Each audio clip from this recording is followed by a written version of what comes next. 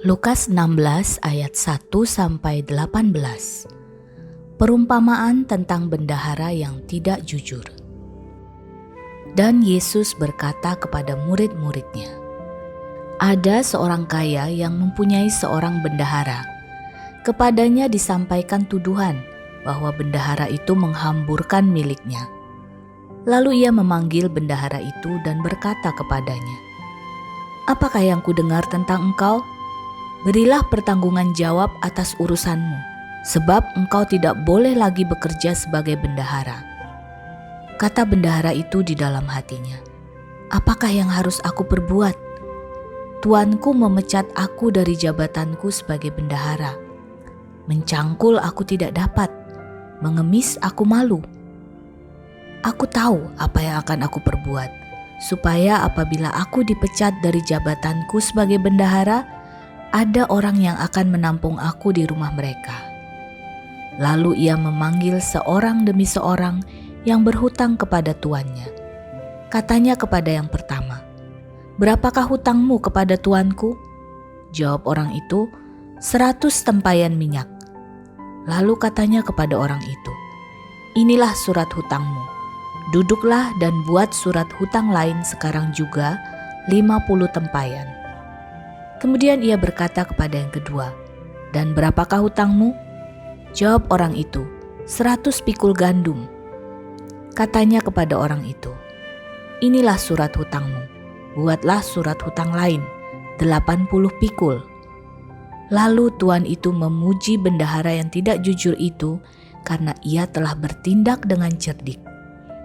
Sebab anak-anak dunia ini lebih cerdik terhadap sesamanya daripada anak-anak terang. Dan aku berkata kepadamu, ikatlah persahabatan dengan mempergunakan mamon yang tidak jujur, supaya jika mamon itu tidak dapat menolong lagi, kamu diterima di dalam kemah abadi." Setia dalam perkara yang kecil. Nasihat.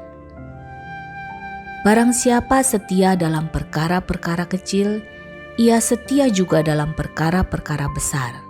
Dan barang siapa tidak benar dalam perkara-perkara kecil, ia tidak benar juga dalam perkara-perkara besar. Jadi, jikalau kamu tidak setia dalam hal mamon yang tidak jujur, siapakah yang akan mempercayakan kepadamu harta yang sesungguhnya? Dan jikalau kamu tidak setia dalam harta orang lain, siapakah yang akan menyerahkan hartamu sendiri kepadamu? Seorang hamba tidak dapat mengabdi kepada dua tuan, karena jika demikian, ia akan membenci yang seorang dan mengasihi yang lain, atau ia akan setia kepada yang seorang dan tidak mengindahkan yang lain. Kamu tidak dapat mengabdi kepada Allah dan kepada Mamon."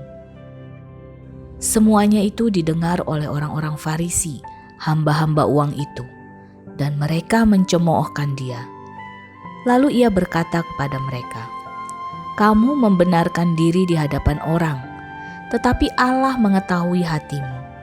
Sebab apa yang dikagumi manusia, dibenci oleh Allah.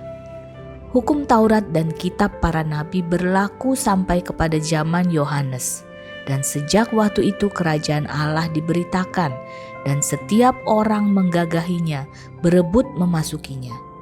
Lebih mudah langit dan bumi lenyap daripada satu titik dari hukum Taurat batal.